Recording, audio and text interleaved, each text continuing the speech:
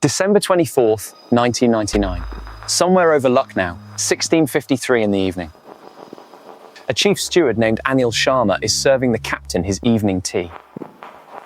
A masked man pushes past him, holding a revolver in one hand and a grenade in the other, and forces his way into the cockpit. The captain's name is Devi Sharan. Without anyone in the cabin noticing, he flips a single switch. It is the transponder code for hijack. 3 minutes later, air traffic control in Varanasi and Delhi both see it.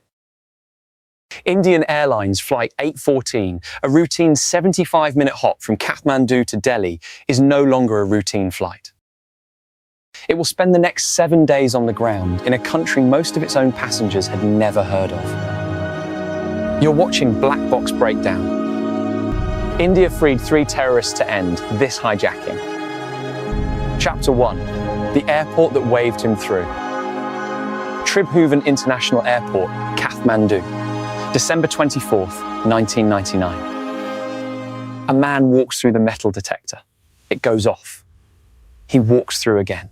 It goes off again. He is wearing a business class ticket and a nice jacket.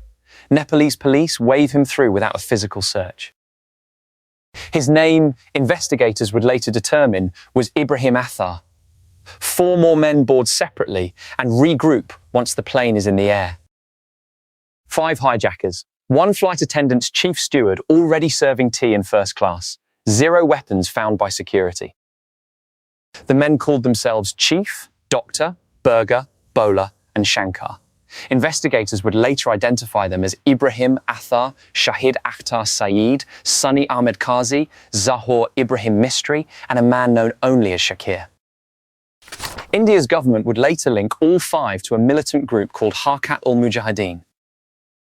Their demand was specific: release 3 men from Indian prisons. One of them was a Harkat ideologue named Masood Azhar, held since 1994.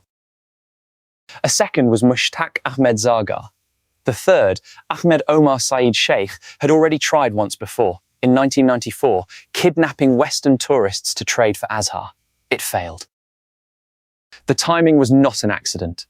India had just fought a war in Kashmir that summer and pushed militant groups onto the back foot.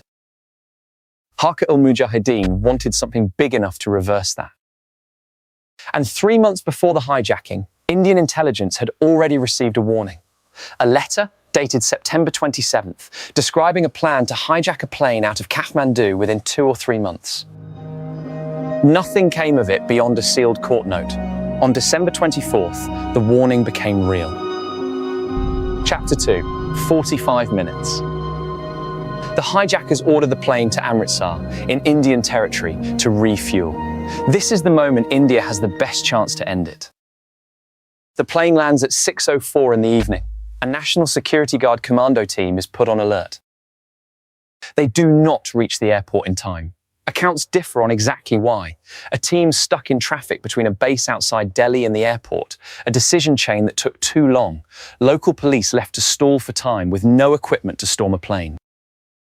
A former top police officer in Punjab later said storming it with rifles and no assault gear would have been futile. Critics call it a command and control failure that should never have happened. On the ground, refueling stalls. The hijackers grow furious and turn violent. 2 passengers are stabbed. One of them, a young man named Rupan Katyal, does not survive. He was 25 years old, returning from his honeymoon. At 7:47, 45 minutes after landing, with commandos still not in position, the plane takes off again without clearance. It would never again be on the ground anywhere India controlled. Chapter 3, the bluff that got them into Pakistan. The plane heads for Lahore. Pakistan, at first, refuses to let it land. Captain Sharan is running low on fuel, with no runway willing to take him. So he bluffs. He radios Lahore air traffic control and tells them if they don't clear him to land, he will put the plane down on a highway. Lahore grants clearance. The plane lands at 8:01 and refuels. India's High Commissioner in Pakistan tries to reach the plane. He is delayed long enough that it doesn't matter. By 10:32, it is airborne again, this time for Dubai. At 1:32 in the morning, in the United Arab Emirates, the hijackers make their first and only concession. 27 passengers are released, so is Rupen Katyal's body. By dawn, the plane is airborne one more time. Its next stop is a country with no functioning government India could even negotiate with directly. Chapter 4, Kandahar. 8:33 in the morning, December 25th. The plane lands at Kandahar airport in Taliban-controlled Afghanistan. Armed Taliban fighters surround it on the tarmac. For the hostages inside, food and water become irregular. The standoff will last 7 days. The Taliban's own foreign minister at the time, Wakil Ahmed Mutawakkil, positioned his government as a mediator, providing security around the aircraft and a channel for talks. India sent 3 of its most senior diplomats to negotiate in person: Vivek, Katju, Ajit Doval, and C.D. Sahai. The hijackers' opening demand was enormous: 36 prisoners and $200 million. Over 7 days, India's negotiators talked that number down to 3 names and no money. When it ended, the Taliban did not arrest the hijackers, as India had asked. They gave them roughly 10 hours to leave and drove them toward the Pakistan border. Analysts still argue about what that means. No government from that era exists anymore to answer for it. Chapter 5, The Decision. Back in Delhi, India's government was not united on what to do.